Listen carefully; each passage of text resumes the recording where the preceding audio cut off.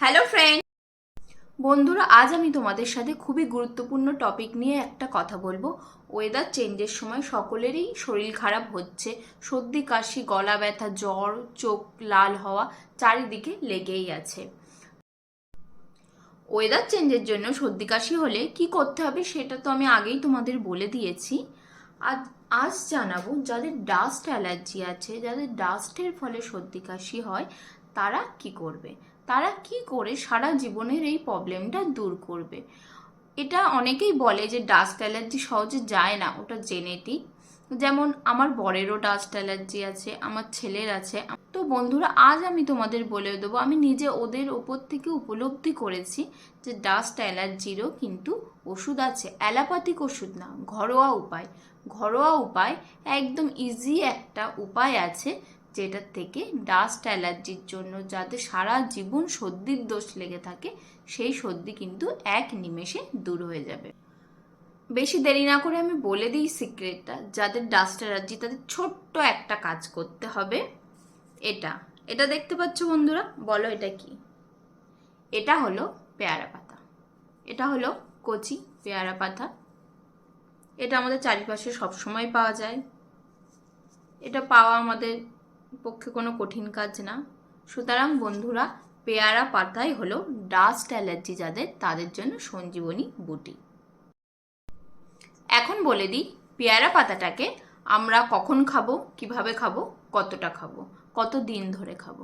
ঠিক আছে বন্ধুরা, তাহলে ডিটেলসে তোমরা এটা শুনে নাও।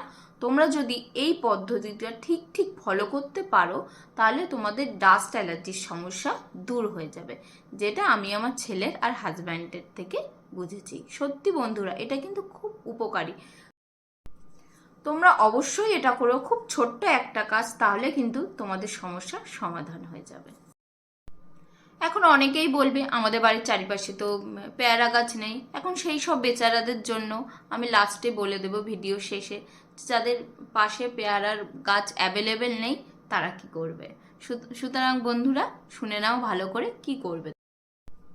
পেয়ারা গাছের পাশে যাবে, গিয়ে দেখতে পাবে এইরকম কচি পাতা, এইরকম ছোট ছোট পাতাও পাবে, আবার একটু হালকা গ্রিন কালারের পাতাও পাবে, এর নিচে ডিপ গ্রিন কালারের ম্যাচিওর পাতাগুলো আছে। তোমরা কি করবে বন্ধুরা, এই কচি পাতা, এই যে উপরের কচি পাতা, কিংবা এই যে হালকা গ্রিন কালারের পাতা, যদি এইটা নাও পাও, এই পাতাটাও নিতে পারো। একদম সিম্পল একটা কাজ। এই পাতাটাকে নিয়ে এইভাবে ছিঁড়ে নেবে খালি পেটে, সকালবেলায় এই কচি পাতা খেয়ে নেবে, চিবিয়ে চিবিয়ে পাতার রসটা খেয়ে নেবে।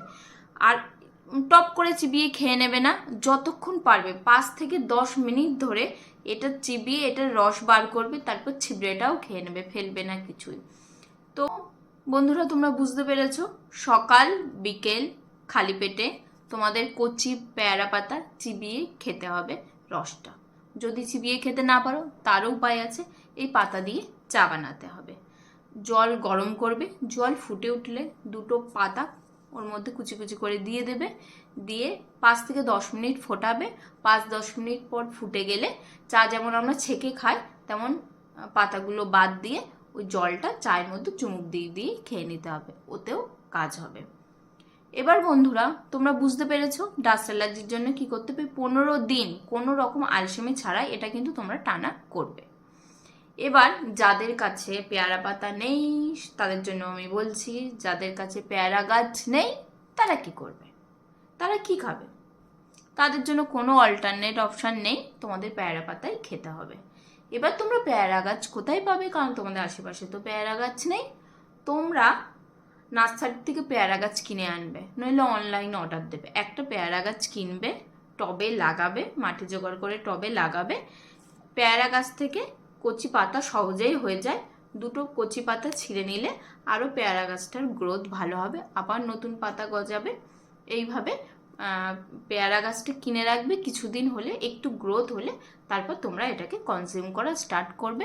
15 দিন টানা সকাল বিকেল খেতে হবে, মনে থাকবে বন্ধুরা।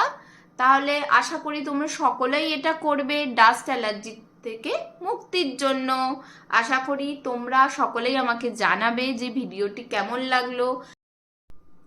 যারা চ্যানেলে নতুন তারা অবশ্যই ভিডিওটিকে সাবস্ক্রাইব করে দাও বন্ধুরা, বেল নোটিফিকেশান অন করে দিন আমার সমস্ত ভিডিও সবার প্রথম দেখার জন্য। আর যাদের তোমার পরিচিত কেউ যদি কারোর ডাস্ট অ্যালার্জি থাকে তাহলে ভিডিওটি এখনই শেয়ার করে দাও। টাটা বাই বাই বন্ধুরা। প্রচুর পজিটিভ রেসপন্স করেছো আমাকে, তোমরা সবাই উপকার পেয়েছো ওটা করে। বন্ধুরা যারা ওয়েদার চেঞ্জের জন্য সর্দি কাশি গলা ব্যথা হলে কি করা উচিত সেই ভিডিওটা দেখোনি, তাদের জন্য আমি লিঙ্ক ডিসক্রিপশন বক্সে দিয়ে রেখেছি। ভিডিওটা বেশ ভাইরালও হয়েছে, থ্যাংক ইউ তার জন্য বন্ধুরা।